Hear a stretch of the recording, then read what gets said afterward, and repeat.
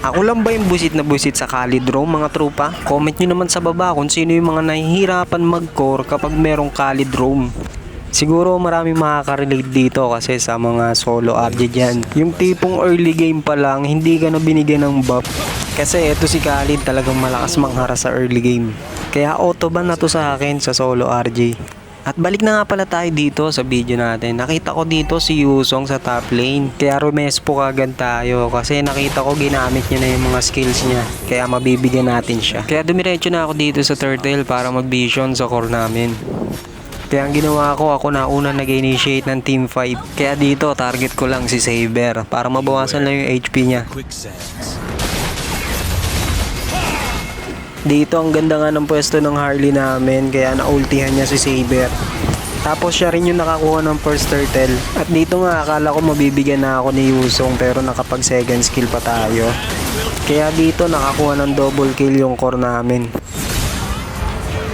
At pagkagaling natin sa base, syempre dumiretso na ako kay Saber. Kasi lumabas na yung second turtle kaya gusto ko siyang paritrihin. Dito napagamit naman natin siya ng retrieve pero mapapapligger ako dito kasi muntik pa ako ma-takedown. Nagkamali nga nang naultihan dito si Kaleya kaya ako inadala niya sa tower imbis na si Harley. Kaya siya yung mabibigyan namin dito. Dito nagkamali nga ako, dumiretso agad ako sa turtle, hindi muna ako nag-check bush. Dalawa kami mapipitas dito kasama yung core kaya sa kanila mapupunta yung second turtle. Tamang push nga dito sa bot lane si Melissa kaya bibigyan ko sana pero nakapag-ulti pa. Akala niya nga dito makakatakas pa siya pero aabutan pa natin dahil naka-emblem tayo ng movement speed.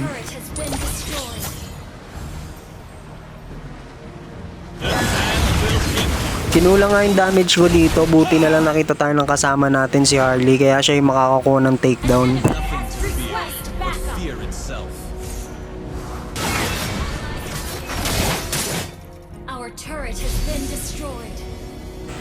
Tamang habol nga lang ako dito kay Saber para hindi siya makapag-ambush pero sumunod naman tong Granger kaya siya mabibigyan ni Saber. Sinubukan ko nga dito mag-trade pero hindi ko kinaya kaya nadamay pa ako.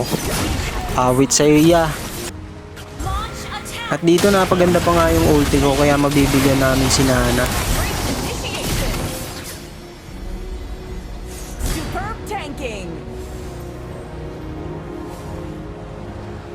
Inantay nga lang bumaba ng mga kasama ko yung butike kaya pagbaba, biyaya.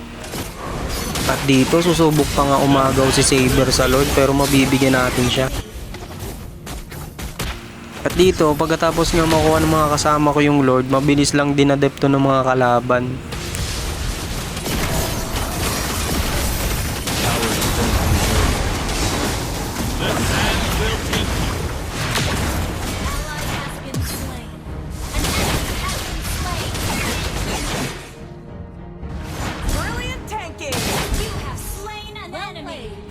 At dito tinalunan ko nga yung backliner nila. Kaya napagamit silang lahat ng ulti kaya mapapaganda yung set natin.